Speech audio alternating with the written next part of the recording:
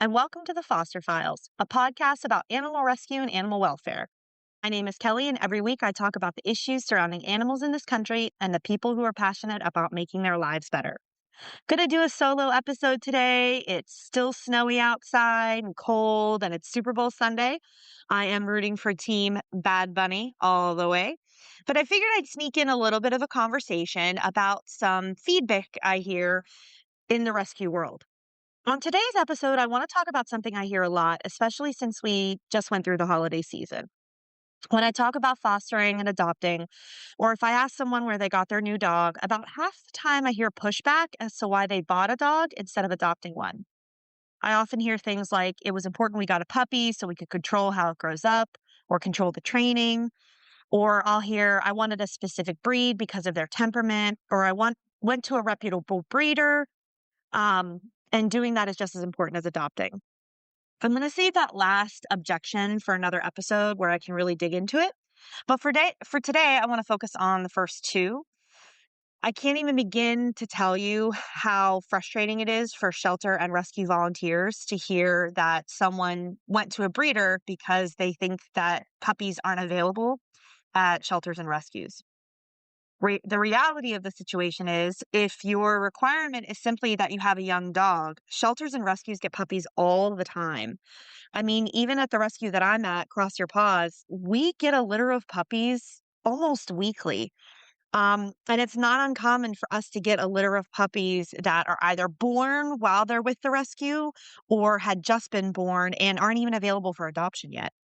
So I would say that if you're using the argument or you hear people using the argument that they want to go to a quote unquote breeder because they want a puppy, I mean, the reality is they're just not looking hard enough. I will say that puppies go more quickly at rescues for obvious reasons. I mean, people want puppies. They like the idea of puppies. Puppies are super cute and super fun. So if you are interested in a puppy, I would recommend finding an organization that does get litters of puppies. You can find one in your area just by Googling it. And then put in an application with that organization prior to a litter of puppies becoming available. That way you can go through the application process, you can be vetted, and you can have an already approved application. And in most circumstances, if you let the rescue know what your intention is, and you already have an approved application, you're going to jump to the top of the list when a litter of puppies becomes available. So I would recommend starting there. I would also say that when it comes to specific breeds, kind of my first objection to that is that there are breed specific rescues.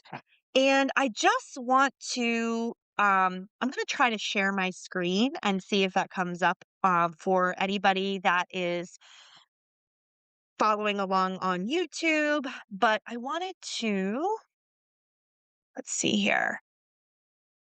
This isn't going to sound great on the actual podcast episode, but again, I'm trying to branch out. So you can see right now, if you're following along on YouTube, that I have a pet finder search up. So we're going to come back to that.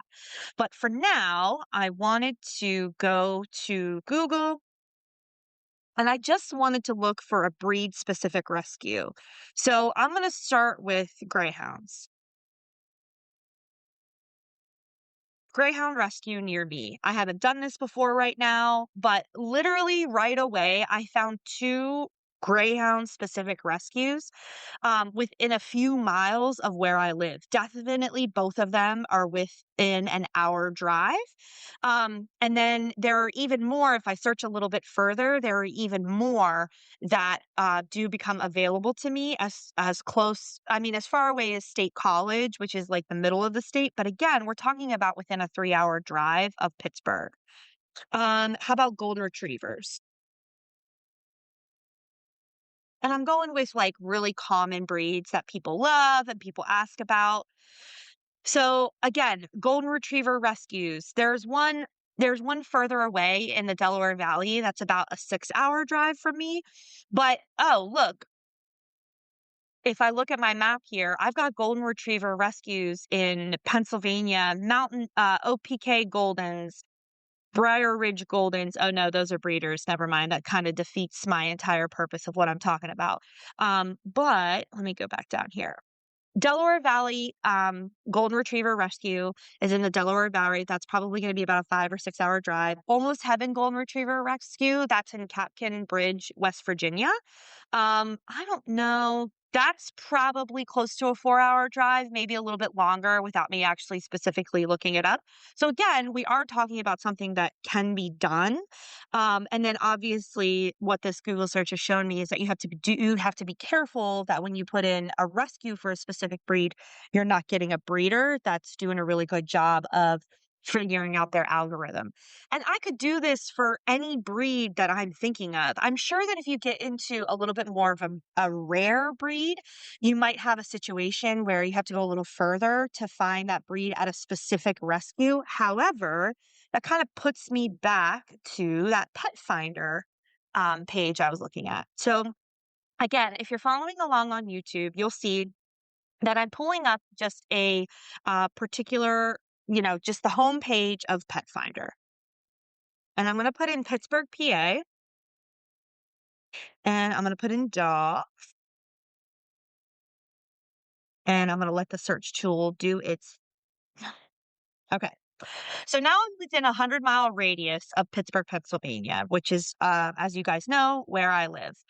And you can filter by breed on Pet Finder. So, for example, if I'm looking at Akitas, there's 15 of those available. American Bulldogs. Obviously, there's a ton of pit bulls. They're listed under American Staffordshire Terriers. There's Anatolian Shepherds. There's 22 of those. Australian Cattle Dog and Blue Heeler. There's 179 of those. We actually just had one at our rescue. Australian Kelpie, Australian Shepherd, 74. Beagle, 94. Beauceron, I don't even know what that is. There's two of those. And then there also are mixes available. And I think the reality of the situation is if that I was looking for a specific dog. So let's go to like the black and tan coonhound. There's 4 of those available.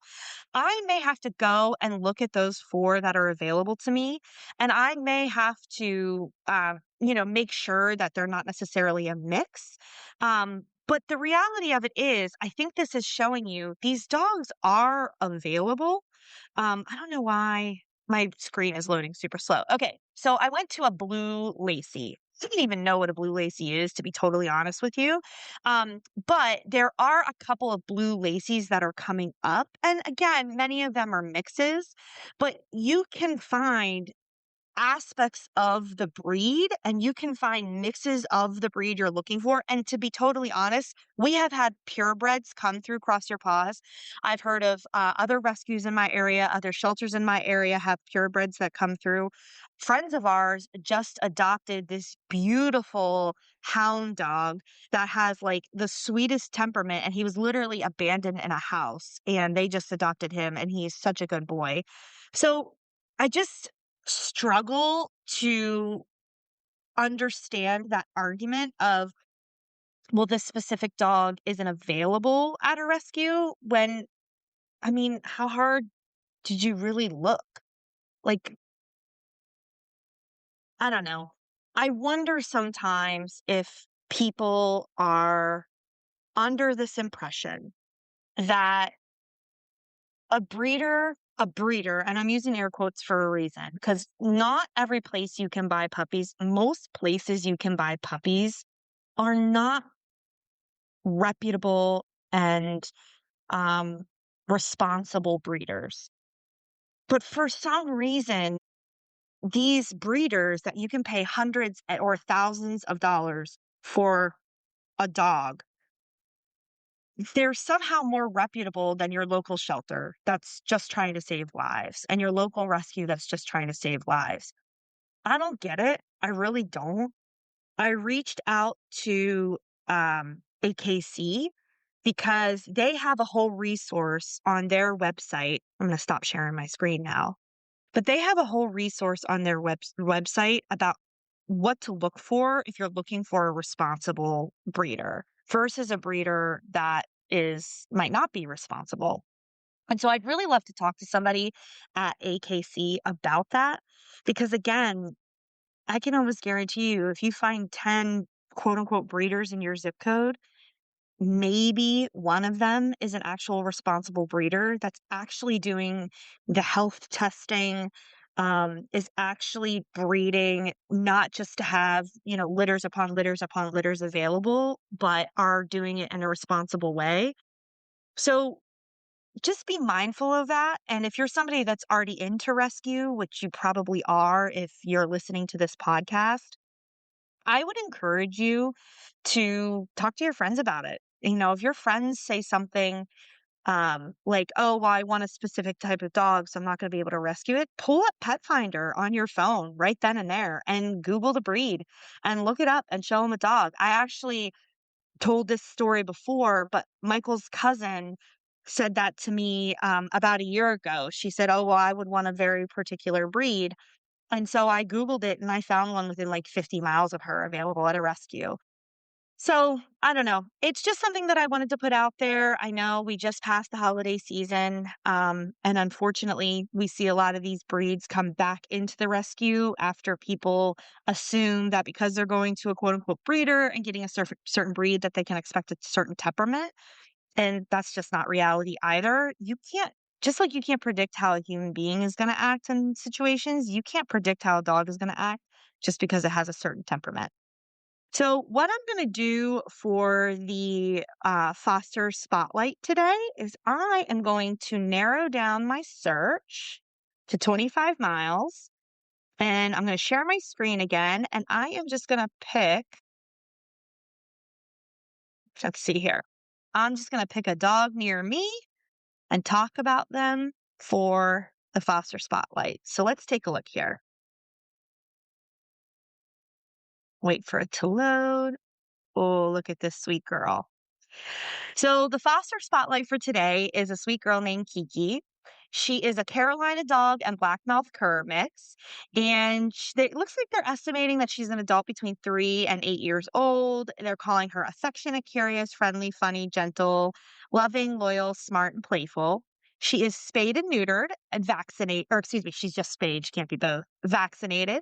She is dog friendly. It looks know if she's kid friendly yet, but she's about 55 pounds. She loves playing with her other foster dogs. And it looks like she's at Star Group Rescue.